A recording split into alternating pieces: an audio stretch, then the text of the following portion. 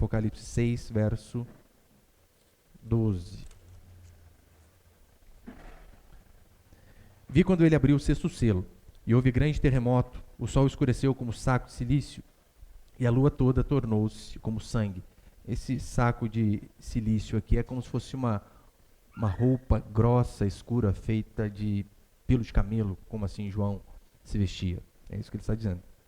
Verso 13. E as estrelas do céu caíram sobre a terra, como figos verdes derrubados da figueira por um vento forte. O céu recolheu-se como um rolo, e todos os montes e ilhas foram removidos de seus lugares. Os reis da terra, os nobres, os chefes militares, os ricos, os poderosos, todo escravo e todo homem livre, esconderam-se nas cavernas e nas rochas das montanhas, e diziam aos montes e rochedos: caí sobre nós, e escondei-nos da face do que está sentado no trono e da ira do Cordeiro, porque chegou o grande dia da ira deles. Quem poderá subsistir, ou quem poderá ficar de pé diante da ira de Deus Pai e do Cordeiro? Olha para cá, por favor. As últimas pregações a respeito aqui do capítulo 6 de Apocalipse, eu falei sobre os primeiros selos, e eles falam a respeito do juízo de Deus sobre toda a humanidade, seja sobre os crentes e também sobre os não crentes, desde a época de Cristo até a época da sua volta. É isso que vai dizer a Escritura. Só que é de suma importância que nós não venhamos a ler Apocalipse de uma forma em que nós venhamos a colocar uma ordem cronológica e linear. Como assim? Apocalipse não é como os evangelhos, que você lê, né, capítulo 1, capítulo 2, capítulo 3, e um é sequência do outro. Não, não é. Apocalipse, capítulo 6, em várias partes, como eu expliquei lá nas primeiras pregações, fala de revelações que são, ao mesmo tempo, paralelas e progressivas, ou seja, elas andam juntas e a cada dia mais progredindo. E é isso que nós vemos aqui nos selos, nas trombetas. Eu até coloquei uma vez aquele, como se fosse um cronograma ali, né, para ficar mais fácil de entender.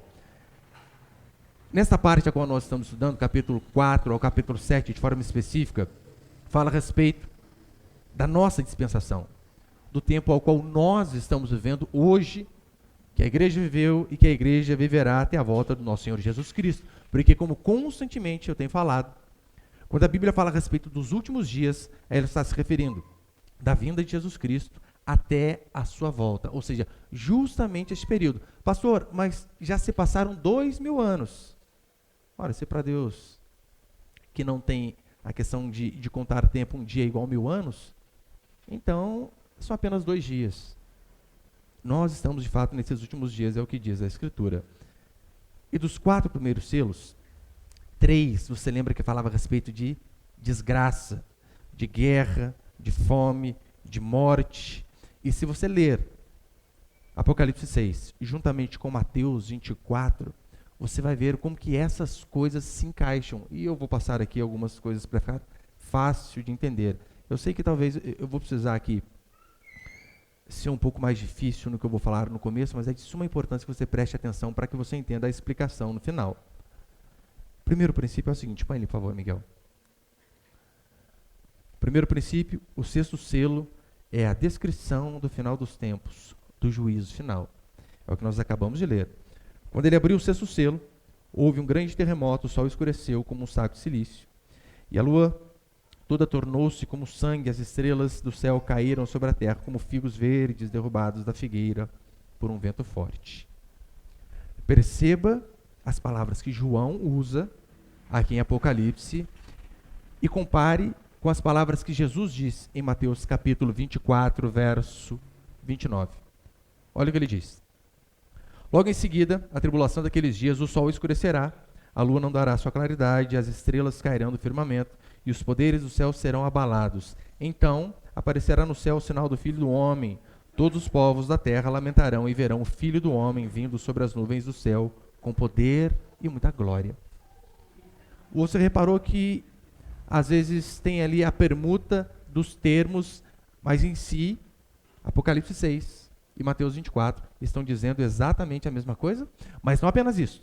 Há passagens paralelas no Antigo Testamento, que nós vemos exatamente o que é dito aqui em Apocalipse 6 e em Mateus 24. Por exemplo, Joel capítulo 2, verso 31, vai dizer assim: o sol se converterá em trevas e a lua em sangue, antes que venha o grande e terrível dia do Senhor. E repare, dia com D maiúsculo, como eu já expliquei, falando de um dia específico, não é qualquer dia, é do dia do juízo, o dia em que o Senhor julgará a todos, sem exceção.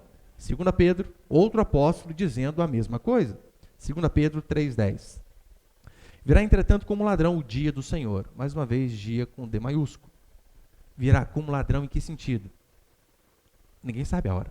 Você não sabe a hora que um ladrão vai assaltar a sua casa. Por quê? Se soubesse, você iria se precaver. É por isso que o dia do Senhor também vai pegar de surpresa. Uma vez perguntaram a um homem de Deus assim: o que você gostaria de fazer no dia em que Jesus voltasse? Eu refaço essa pergunta para você. O que você talvez gostaria de estar fazendo no dia em que Jesus voltasse? Talvez você poderia supor: olha, pastor, eu gostaria de estar no culto, orando. Eu gostaria de estar ajudando o próximo. Então, perguntaram para esse homem de Deus. Ele respondeu assim: olha, eu gostaria de fazer aquilo que eu faço todos os dias, porque toda a minha vida é para o Senhor. Então, para mim, difere. Mas olha o que Pedro vai dizer: verá, entretanto, como ladrão o dia do Senhor, no qual os céus passarão com estrepitoso estrondo, e os elementos se desfarão abrasados. A ilustração é que, literalmente, quando você põe fogo em uma folha de papel, ela consome, vira aquela brasa e acaba. Esta é a analogia. Também a terra e as obras que nela existem serão atingidas. Verso 11. Visto que todas as coisas hão de ser assim desfeitas, deveis ser tais como quem vive em santo procedimento e piedade. Como nós não sabemos o dia, convém que todos os nossos dias sejam dias de santo procedimento, vivendo de forma santa, porque imagina, Deus volta justamente na hora que você está vendo aquele site daquela mulher que não presta. Dia que você está brigando, mentindo ou fazendo algo nesse sentido. Terrível. Verso 12. Esperando e apressando a vinda do dia de Deus, por causa do qual os céus incendiados serão desfeitos e os elementos abrasados se derreterão. É forte a linguagem, mas é exatamente isso que a Escritura diz que acontecerá na volta do Senhor. A destruição deste mundo físico ao qual nós vivemos. Assim como aconteceu a destruição com o dilúvio, onde tudo se acabou, onde Deus veio com água e de fato fez com que tudo se inundasse. O que diz a Escritura é que este mundo ao qual nós vivemos também será desfeito, os elementos se desfarão. E ele ainda diz mais: terremotos, o sol vai escurecer, a lua vai ser como sangue. Para você ver, não tem nada a ver que às vezes acontece da lua ficar meio avermelhada, bonita, as pessoas já vão logo para a internet. Vocês viram? Não tem nada a ver com o que a Escritura diz. Nesse dia aqui, meu irmão, vai ser algo muito mais espetacular do que Steven Spielberg. Pode ficar tranquilo. Terremoto, sol negro, lua de sangue, estrelas caindo. Você consegue imaginar o que é isso? Estrelas caindo. Alguns comentaristas, como William Hendrickson, ele vai dizer que isso aqui é uma linguagem figurada. Por que ele vai dizer que é uma linguagem figurada, essa questão das estrelas caindo? E ele está correto no argumento, porque ele diz assim: ora, a estrela mais próxima que nós temos de nós é o Sol. O Sol, diante das estrelas que existem, é uma estrela de quinta grandeza. E essa estrelinha de quinta grandeza é milhões de vezes maior que o nosso planeta. Uma só, acabou. Basta cair o Sol na gente, acaba o planeta. Então, por conta disso, muitos teólogos vão dizer que essa é a linguagem figurada. Mas este mesmo William Hendrickson, que diz que é uma linguagem figurada, ele diz assim: olha, não é literal, mas de fato os corpos celestes irão se deslocar literalmente. Ou seja, ele fala uma coisa e depois... Mas eu acho que vai acontecer mesmo. Porque é um texto difícil. Se é figurado, literal, eu não sei, mas o que a Escritura diz é que acontecerá. E a Bíblia também fala a respeito de novos céus e nova terra. Assim como o nosso corpo, quando nós morrermos, em 5, 7 dias, ele é totalmente consumido pela terra e pelos vermes. Mas Paulo diz: este corpo corruptível, um dia, na volta do Senhor, se revestirá de incorruptibilidade. E aquilo que é mortal se revestirá de imortalidade. Da mesma forma como isso vai acontecer com o nosso corpo físico, o que a Escritura diz também é que este mundo, ao qual vai se desfazer, se derreter, de acordo com esses termos, o Senhor também um dia fará novos céus e nova terra. Então, João começa a falar a respeito do juízo, de como que Deus julgará. Coloca o próximo, por favor, Joel 2, capítulo 1. Olha o que vai dizer. Tem ali Joel 2:1? Não, põe próximo. Isso. Joel 2:1. Tocai trombeta em Sião, dai voz de rebate no meu santo monte. É como se fosse um toque de corneta que as pessoas saberiam que algo aconteceria. É assim que é usado no quartel até hoje, e é isso que a Escritura está dizendo. Tocai trombeta em Sião e dai voz de rebate no meu santo monte. Perturbem-se todos os moradores da terra, porque o dia do Senhor vem e já está próximo.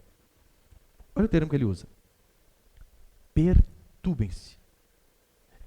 E aqui em Apocalipse nós lemos que as pessoas, reis, imperadores, poderosos, políticos, pobres, servos, não importa, que muitos nesses dias dirão assim: caí sobre nós, ó montes. Você consegue imaginar o quão perturbado essas pessoas estarão diante da ira do Cordeiro, de certa maneira que elas digam assim: olha, nós preferimos ser esmagados pelas montanhas do que contemplarmos a ira de Deus e do Cordeiro. Joel diz que as pessoas devem se perturbar. E aqui Apocalipse, João vai dizer a mesma coisa, só que com termos intercambiáveis. Cair sobre nós, ou seja, fiquem amedrontados, é o que diz a palavra do Senhor. Amós, capítulo 5, eu já vou chegar na parte prática rapidinho. Pode pôr o próximo também. Amós 5, Isaías vai dizer assim: ai de vós que desejais o dia do Senhor. Mais uma vez, dia com D maiúsculo. Para que desejais vós o dia do Senhor? É dia de trevas e não de luz. Ou seja, o dia de Deus, para muitos, não será um dia bom. Será um dia de trevas. Um dia terrível. Isaías 13 também vai dizer assim: eis que vem o dia do Senhor, dia cruel. Dia cruel. Só que eu sei que esses versículos não fazem parte da Bíblia, Deus é amor. Claro que não, né? Onde já se viu? Eis que vem o dia do Senhor, dia cruel, com ira ardente, com ira e ardente furor, ainda é redundante, para converter a terra em assolação e dela destruir os pecadores. Já leu esse termo? Fazer com que a terra fique desolada, não vai sobrar nada. Você já viu quando caiu lá a bomba em Hiroshima e Nagasaki? Que não sobrou nada daquela cidade? É essa a ilustração que a Escritura dá. Desolação. Vai sobrar nada. E o Senhor, ele vai destruir os poderosos. Este é o termo, destruir. E de forma prática, eu vou para o segundo princípio para a gente entender melhor. Põe ali o segundo, por favor. Segundo princípio, o dia do Senhor será um dia de terror. Terror. Claro, não para nós, mas para muitos. Dia de terror. Isaías 3, olha o termo que Isaías vai usar. Uivai, uivai, pois está perto o dia do Senhor, vem do Todo-Poderoso com uma assolação. O que ele está dizendo é, olha, as pessoas vão gemer, vão uivar. Por quê? Porque o dia do Todo-Poderoso está perto. Imagine essa cena. A terra se sacudindo, tremendo.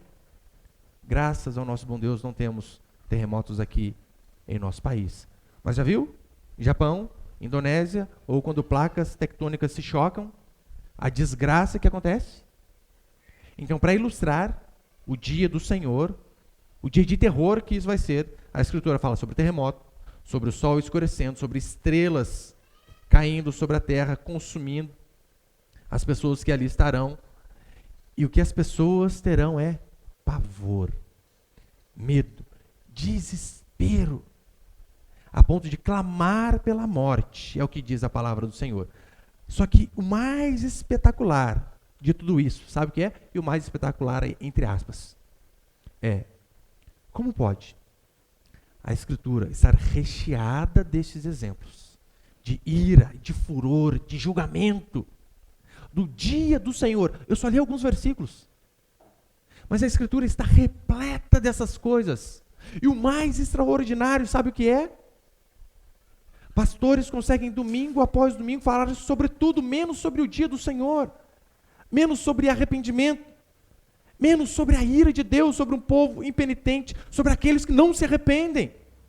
Falam sobre tudo, menos sobre aquilo que a Escritura diz. Arrependei-vos. Se nós tirarmos o juízo de Deus das Escrituras, como disse Martin Lloyd Jones, vai sobrar bem pouca coisa para se pregar. Se você retirar o juízo de Deus, sobra alguma coisa? Claro que sobra, mas sobra pouca coisa. Olha o caso dos ateus, por exemplo. Se não há vida após a morte, não vai haver julgamento. Se não vai haver julgamento, se não vai haver condenação nem absolvição, então eu posso viver hoje da maneira que eu quiser, porque não terei que prestar contas a ninguém. Hoje mesmo um ateu me cutucava lá nas redes sociais, e ele disse assim para mim: ateu, eu não creio que Deus é esse Deus vingativo que vocês falam, que pune o mal e recompensa aquele que faz o bem. Eu respondi de forma irônica, né? Que Deus? Como assim? Você é ateu, está falando que não acredita que Deus é dessa forma, eu só respondi: que Deus? Você não acredita, não tem nem que entrar no mérito. Mas olha, se Deus não existe, comamos e bebamos, que amanhã morreremos. Podemos viver de qualquer maneira. Se somos apenas seres evoluídos, como eu disse na última pregação, o que nos impede, como animais, a encontrarmos com a primeira animal fêmea ou macho, que a gente encontrar e pegá-la? Não há recompensa e nem juízo. Então vivamos da maneira que quisermos. Agora, os falsos pastores também fazem um desserviço enorme às pessoas. Enorme. Quando não se prega sobre o dia do juízo, sobre o dia do Senhor, quando não se prega sobre essa mensagem de que sim, haverá condenação para aqueles que vivem de forma impenitente, aqueles que não se arrependem, quando não se confronta o pecado, você não está ajudando as pessoas, está na verdade apenas prejudicando, aumentando a sua condenação. E é isto que muitos fazem. Uma vez eu ouvi um pastor dizer assim: olha, eu vim de uma igreja onde o que era mais pregado era a teologia do medo. O que é a teologia do medo? É isso aqui que eu estou pregando. O pastor lá gosta de apavorar o povo, falar sobre o inferno, sobre o dia do Senhor, sobre o juízo. Não, Deus é amor. Onde já se viu? Eles dizem que essa é a nossa teologia, a teologia de Isaías, de Joel, de Jeremias, a teologia do medo. É isso que eles dizem. Agora, e se eles lessem Provérbios capítulo 1, que diz: o temor do Senhor é o princípio da sabedoria. Provérbios começa o livro da sabedoria. Logo no primeiro capítulo diz: o temor do Senhor é o princípio da sabedoria. Uma pessoa que está começando a ser sábia, ela teme a Deus. Deuteronômio 8. Deus dizendo assim para o povo: que o meu temor esteja diante de vós. Com qual objetivo? A fim de que não pequeis. Por que nós temos que temer a Deus? Porque quando tememos a Deus, fugiremos do pecado. Em Romanos capítulo 3, se você puder abrir comigo ali, rapidinho, só não desmarca aí de Apocalipse 6. Romanos 3. O que aconteceu isso com você? Você puxa a Bíblia, cai justamente onde você queria? Romanos 3, está nem marcado. Romanos 3, Romanos 3, verso 18. Perdão, verso 9. Olha o que vai dizer Romanos 3. Paulo aqui ele começa a descrever os pecados da humanidade. E ele começa a falar sobre uma sequência de coisas absurdas e pecaminosas. Paulo começa dizendo assim, verso 10. Como está escrito: não há um justo nenhum sequer, não há quem entenda, não há quem busque a Deus. Todos se desviaram, juntos se tornaram inúteis. Não há quem faça o bem, nenhum sequer. Olha, o tempo todo dizendo, não há quem faça o bem. Ele continua dizendo, verso 13, a garganta deles é um sepulcro aberto. Enganam com a língua, debaixo dos seus lábios há veneno de serpente, a sua boca está cheia de maldição e amargura, os seus pés se apressam para derramar sangue, nos seus caminhos há destruição e miséria, e não conheceram o caminho da paz. Ou seja, ele descreve a desgraça da humanidade, ele conclui o porquê de tanto pecado. Olha o verso 18. Não há temor de Deus diante de seus olhos. Por que acontece todo tipo de desgraça? Que a Escritura vai dizer aqui, as pessoas não temem a Deus. Olha para o nosso país. Vivemos, de fato, a cultura da impunidade. Por que você acha que as pessoas elas não têm medo de cometer crimes? Principalmente os poderosos, os corruptos. Por que você acha que eles cometem crime na maior cara lavada e não se preocupam com nada? Porque eles sabem, o Brasil é o país da impunidade. Haverá anos até que o meu processo venha a tramitar, e é bem provável que, se ele tramitar e eu for condenado, já vai estar na época de prescrever. Então será engavetado e eu não poderei ser condenado. Não é isso que nós vemos aqui em nosso país? Essa semana, soltaram a viva alma mais honesta do mundo. Soltaram não, né? Ele já estava solto. Declararam que os seus crimes não foram crimes. Zeraram a ficha criminal do homem que trouxe mais desgraça para o nosso país. Se você acha que Hitler trouxe desgraça para a Alemanha, meu irmão, você não sabe o que o Lula fez para a gente. Então, com uma caneta, um juiz petista, porque é isso que ele é, você vê em vídeos, ele consegue anular um processo que um juiz de primeira instância fez, que passou por um colegiado depois, no TRF4, e depois foi mais longe, foi para o Superior Tribunal de Justiça, e mesmo assim, com uma caneta, ele disse, não, está errado, tem que ser outro juiz que o julgue. E você sabe, o objetivo é o quê?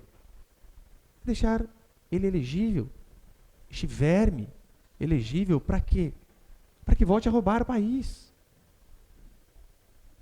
Diante de um país como este, onde a mais alta corte, que o certo é, ao ouvirmos a sigla STF, seríamos ficar temerosos. Eu lembro, quando eu estava no quartel, quantas vezes o instrutor ele ia dar alguma ilustração e dizia, olha, porque se você um dia fizer uma burrada, você vai estar diante do capa preta. Meu irmão, a gente já termina na base, se referindo ao juiz. Ainda imagina o juiz da mais alta corte. Era para se borrar de medo. Mas não. Lá é a cidade refúgio dos corruptos. Deu problema, corre para lá. Daí vemos um país onde juízes soltam e anulam todas as condenações da maior desgraça que já houve em nosso país. Juízes em que soltam o André do Rap. É para ficar indignado.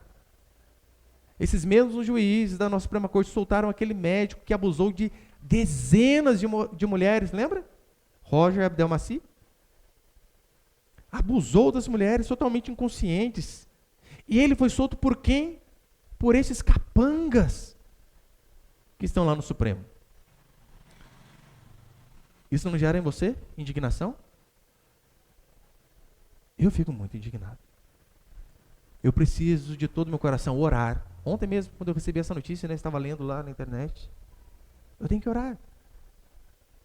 Até que Deus acalme meu coração e lembre, olha, a justiça perfeita vai se cumprir só quando eu vier. Aqui, infelizmente, nesse mundo maligno ao qual vivemos, o rabo vai comer o macaco. Vai chover de baixo para cima e as coisas vão acontecer dessa forma. Agora, falsos pastores também trazem tanta desgraça às pessoas, assim como esses falsos juízes, esses homens corruptos. Por quê? Eles, com esse palavreado de pregar apenas sobre o Deus amor, o Deus que quer o seu melhor. Pastor, isso é mentira? Claro que não. Nós lemos aqui sobre a viúva de Naim. Deus se compadece de nós, claro.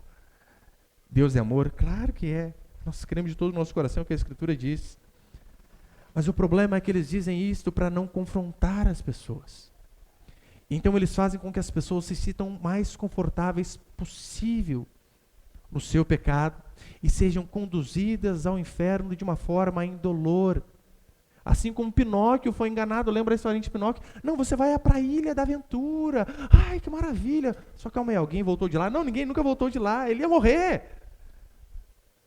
É exatamente isso que os falsos pregadores fazem. Agora olha para Paulo. A Escritura diz que o apóstolo Paulo, ele pregou com temor e tremor. Temor em que sentido? Aquele sentimento interno, né, de ai de mim se não pregar a palavra do jeito que ela tem que ser pregada. Se assim eu não fizer, as pessoas podem tomar um caminho errado. Eu preciso ser fiel à palavra de Deus. Esse era o sentimento interno dele, temor. Porque ele conhecia o Deus ao qual ele era ministro, ao qual ele servia. E essa sensação interna de temor fazia ele ter uma sensação também por fora, que era o tremor, literalmente tremer nas bases. Paulo, toda vez que ele ia pregar, ele ia dessa forma. Ah, pastor, mas calma aí. O temor ali não é medo. Eu já via pastores darem esse argumento. Não, o temor ali não é medo, não. Dicionário de Strongs, ele diz que o significado ali da palavra temor, vários significados.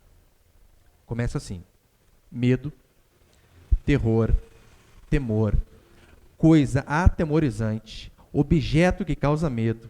Referindo-se a Deus, ainda diz assim: respeito e reverência. Daí você junta: temor, coisa aterrorizante, medo, junto com aquele ao qual nós devemos ter reverência. Agora, se essas mensagens a respeito do juízo, elas somem dos púlpitos, e as pessoas não temem a Deus, o que nós veremos a cada dia mais é a igreja se tornando uma prostituta. Prostituta. É a igreja a cada dia mais superando o mundo em perversidade. Esses dias eu ouvia e eu fiquei muito triste, claro.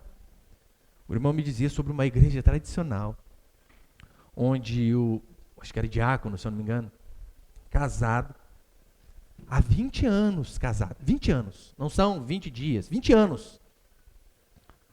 Aí de repente começou a dizer para a esposa: você não é mais a mesma de antigamente. Gente, 20 anos depois vai ser a mesma? Nunca. Ele também não era o mesmo. Separou da esposa sem ter um adultério, separou da mulher. Semanas depois, estava indo de mão dada com outra mulher já na igreja. Mulher que era da igreja, amiga da ex-esposa. Eu não sei se no mundo a gente consegue ver coisas tão absurdas como nós vemos hoje nas igrejas. Por que será? É porque a pregação do juízo, do arrependimento, da ira e do furor de Deus tem sumido a cada dia mais os púlpitos. A mensagem de hoje não fala a respeito dessas coisas. E a consequência é que nós vemos jovens namoram com um, namoram com outro. Não há problema. Nós vemos pessoas morando juntas por anos e nem pensam em se casar. Nós vemos pessoas usando roupas indecentes, ainda postando fotos nas redes sociais. Das duas, uma, ou o evangelho não está verdadeiramente sendo pregado, ou essa pessoa que faz essas coisas nunca conheceu o evangelho, nunca se converteu, apenas gosta de estar junto com a turma. Ou o evangelho do juízo de Deus é pregado, ou a igreja vai cada dia mais se tornar secular, mundana, a ponto de não haver mais divisão, sendo que a Escritura diz justamente o contrário, que sim, que nós devemos fazer com que as pessoas reparem a diferença que há de nós para aqueles que não são povo de Deus. Olha, já estou terminando. Uma irmã me contava esses dias sobre um problema que aconteceu na sua família há anos.